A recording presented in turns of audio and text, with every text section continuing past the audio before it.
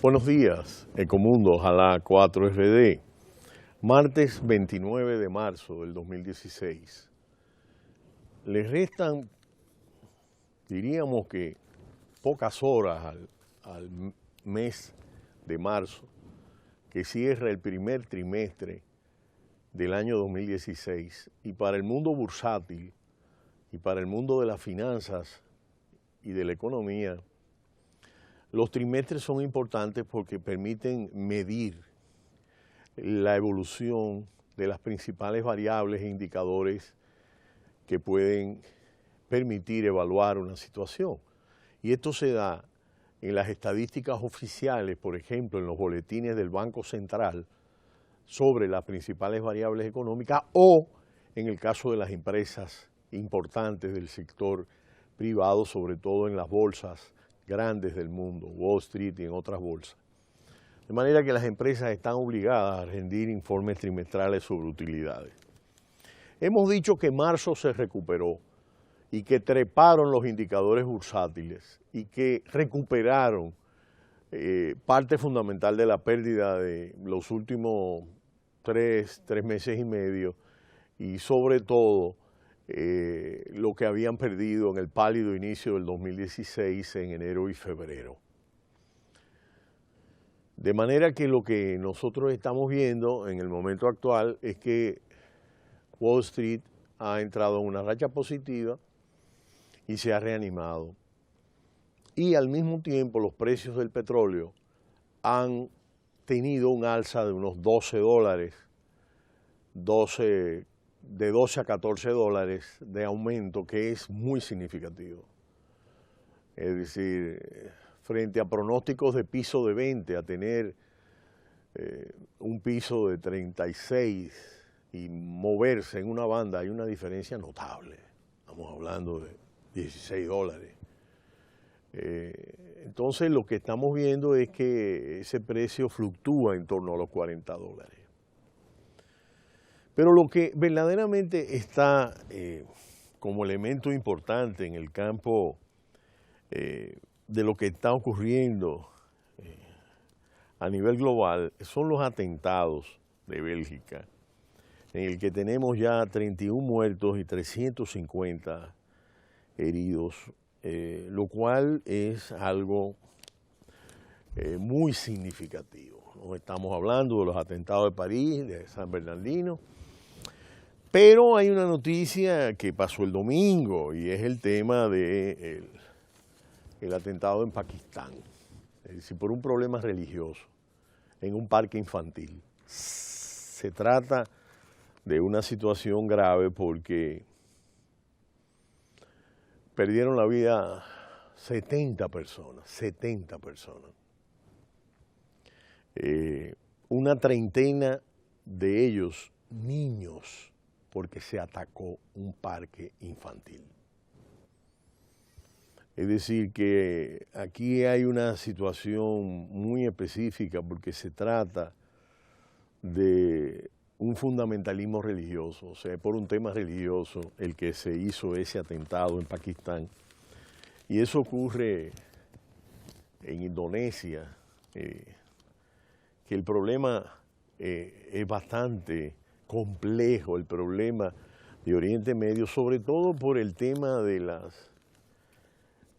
las religiones, o sea, es un tema muy complicado. Ya incluso el problema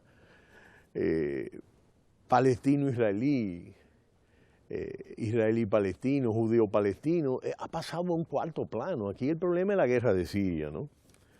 Y el Estado Islámico. Bueno, el Estado Islámico simple y llanamente ha destruido el 20% de ruinas, el 30% de otros bienes, patrimonio de la humanidad, y controla casi 60.000 kilómetros, 80.000 kilómetros cuadrados, y tiene una fuerza petrolera. Pero lo que sí podemos decir es que ha habido una situación en la que se ha generado, y hemos explicado en Ecomundo, una situación de conflicto en términos del rol de Rusia, y ha habido incapacidad entre los 19 cancilleres de la Unión Europea para propiciar un acuerdo entre Estados Unidos y Rusia. Y ahí hay un problema importante porque eso lleva ya meses y se acaba de hacer una tregua total de cese al fuego después de mucho tiempo. Y realmente, aunque ha habido una cierta tregua, lo que nosotros vemos es que no se ha avanzado en el caso sirio, que el problema migratorio sigue creciendo, que la Merkel es la última noticia. Antes de irme al cambio, la pregunta ahora es si la canciller alemana, que tiene 10 años en el poder, podría seguir. Y este es un tema porque la ultraderecha, frente a estos atentados, pues cobra fuerza y hace manifestaciones y expresa su poder y su influencia sobre la sociedad. Lo que sí tenemos que ver es que en el choque de civilizaciones, como decía ese texto de Huntington, estamos hablando de que todo el planteo de Francis Fukuyama sobre el fin de la historia, luego de la caída del muro de Berlín, ha sido cuestionado. Es decir, hay una serie de conflictos importantes en el mundo que expresan que no es ese ideal utópico donde el libre mercado y las instituciones autorreguladas prácticamente con la democracia podía ya reinar como esquema de la sociedad. Lo que hemos visto con la gran recesión 2008-2009 es que el libre mercado por sí solo no puede. Y Estados Unidos ha podido, por la intervención de muchos economistas, y la orientación de una política keynesiana frente a la resistencia de muchos conservadores, incluido Merkel, en términos de la expansión fiscal como mecanismo contracíclico. Pero lo que estamos viendo aquí es un hecho importante, sobre todo por la gravedad de los muertos, de la cantidad de muertos. Y nosotros de este lado del mundo, pues, esas noticias pasan. 70 muertos en Pakistán. ¿Y dónde queda Pakistán? Pero son 70 personas, ¿no? Y 30 en Bélgica, son 100 personas. Más los atentados recientes en la zona de Siria. El balance semanal de muertos es increíble, son 250.000 muertos que hay en la guerra de Siria. Entonces, aquí lo que tenemos es una situación muy concreta que amerita reflexión. Si no se reforma el Islam, estaremos entrampados. Y el Islam es una religión con una gran fuerza de cantidad. Y si su propósito es los yihadistas y todas estas expresiones del Estado Islámico y de Al-Qaeda, es los métodos que ellos usan de prácticamente realizar actos terroristas que no tienen que ver con niños, adultos, mujeres embarazadas, etcétera.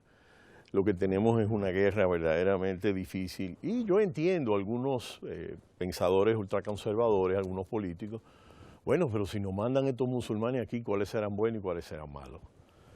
La verdad que el debate ha sido interesante en Estados Unidos y la postura de Obama frente al tema.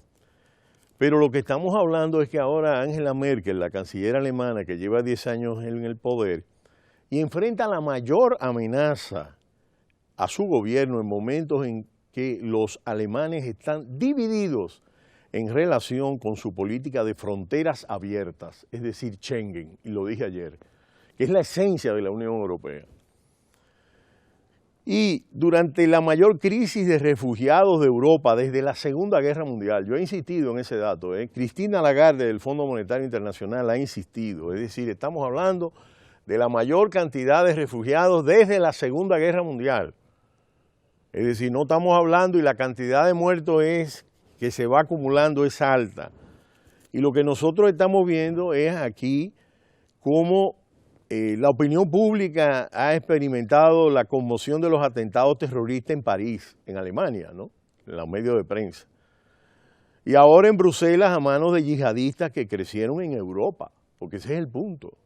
Son gente que vino de allá y adquirió esa nacionalidad, muchos en segunda generación. El peor resultado posible es que fracase un acuerdo de la Unión Europea con Turquía para limitar la migración y que continúe la guerra civil en Siria. Merkel cierra las fronteras de Alemania y busca la reelección. Es decir, aquí hay un tema muy crítico, porque Turquía, que es la válvula que tiene que ver con una parte importante de esa migración que sube, pues están llegando a acuerdos. Turquía incluso pretende entrar a la Unión Europea, pero por Grecia el problema es que ya Grecia no resiste, ¿no? Ahora, lo que sí nosotros podemos ver, por ejemplo, en los atentados de San Bernardino, pero lo curioso fue ayer, 2 heridos en un tiroteo en el Capitolio de Washington. Eso se movió por todos lados ayer, por toda la prensa internacional y fue confirmado, fue detenida la persona incluso. Es decir que es una noticia interesante desde el punto de vista de cómo se quiere crear una situación determinada. Mientras tanto, lo que yo he venido diciendo aquí en Ecomundo, con mucha mesura, con mucho cuidado, con datos oficiales de organismos internacionales, con cifras objetivas, incluso habiendo instituciones prestigiosas presagiando situaciones, hemos sido muy cautos. En el caso de Brasil le dedicamos varios programas y lo dejamos ahí. Pero yo he dicho aquí que lo que está pasando en Brasil es un intento de golpe de Estado. Bueno, ayer Lula da Silva, el líder del Partido de los Trabajadores Dominicanos, dando una rueda de prensa ayer, el principal titular de los periódicos del mundo es: Lula considera un golpe la vía de destitución a Rousseff. Es decir, para los que ven, para todos los directores de medios de opinión del mundo, lo que se está haciendo en Brasil es una situación simple y llanamente que va en esa dirección. Pero hay otra noticia y es que Argentina salió de Telesur, que fue un proyecto creado por el presidente Hugo Chávez. De manera que Macri refuerza su línea de salida de la UNASUR. Todavía no ha salido de UNASUR, pero se diferencia radicalmente. Creo que es un paso poco táctico de Macri. Él ha ganado ciertas posiciones, pero creo que es una postura equivocada. Yo creo que aunque el chavismo pueda tener algunas cosas cuestionables, Telesur es una de las cosas positivas que planteó en este caso Chávez y la UNASUR. Es decir, yo creo que uno de los legados grandes del presidente Hugo Chávez y de Néstor Kirchner y del presidente Lula da Silva es haber creado la UNASUR. Y creo que es un mecanismo que demuestra la madurez del Cono Sur. Y curiosamente, ahora lo que nosotros estamos viendo en los periódicos es que China va a instalar una inversión gigantesca en Argentina. Y fue que la que le permitió resolver el cepo cambiario, no fue Estados Unidos. Porque ya América Latina tiene los pantalones largos. Y Chávez fue el que rompió la importancia de la negociación con China, con Rusia, con Irán, etc. Porque si los Estados Unidos la tienen, ¿por qué América Latina no? Es decir, que son hechos interesantes de lo que está ocurriendo en el mundo. Mañana volveremos con Ecomundo, ojalá 4RD. No le cambie, cita cultural.